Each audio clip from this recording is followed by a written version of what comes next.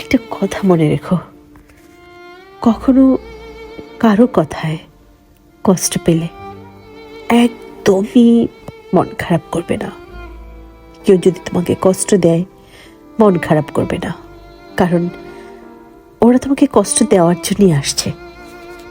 তোমাকে কষ্ট দিবে, ধরো তোমার কাছ থেকে সব কিছু ছিনিয়ে নিল, তারপর কষ্ট পেও না।